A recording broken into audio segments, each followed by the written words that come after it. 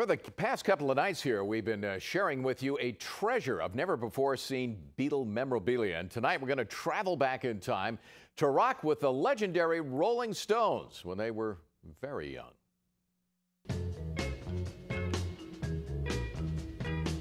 The Rolling Stones, the original bad boys of rock, in dozens of one-of-a-kind pictures, many taken with a Polaroid camera. The never-before-seen photos are part of a rock and roll treasure that Patty Daly has stored away for nearly 40 years. Rock and roll under the big top. The Rolling Stones Rock and Roll Circus.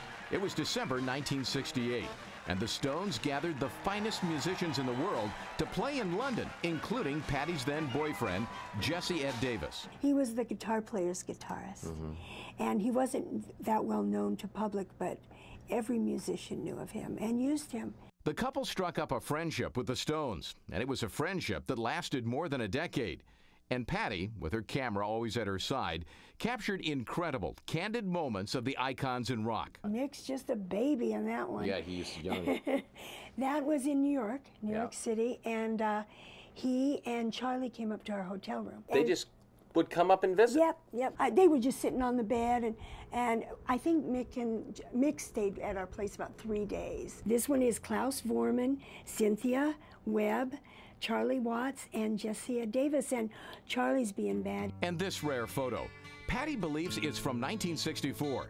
Keith Richards backstage in San Bernardino, the first Stones concert in the U.S. That's an old one. Look how young Keith looks, my goodness. Patty says she was closest with Ronnie Wood. More than a dozen photos that only an insider would get. Ronnie Wood is very special. I love you, Ronnie Wood. Her favorite? A series of 3 pictures she took of Wood inside her hotel room, hamming it up for the camera. This was Rod Stewart and the Faces Band. This was Ronnie Wood, Rod Stewart, and Jesse Ed Davis warming up before the gig. And there is picture after picture of Wood on his last tour with the Faces in 1975, just months before he parted ways with Rod Stewart and officially joined the Stones. It was an incredible time in pop culture, documented in this rare collection of photos that will continue to amaze rock and roll fans for years to come. It was just my life at that time. I was very lucky to be around those people because they were amazing people, and the music was magic. The music was so good. So you may be asking, what's going to happen to this rock and roll treasure? Well, that is totally up to Patty, but we'll let you know what does happen.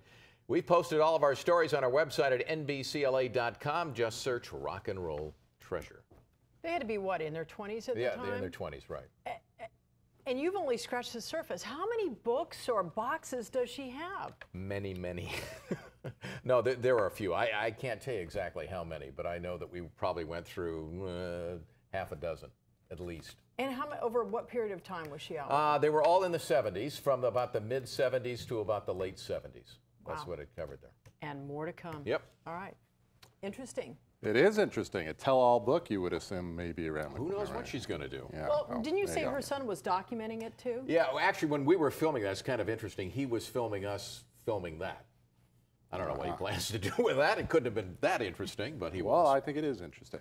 And everybody else does, too. Good pictures and good weather out there today, too.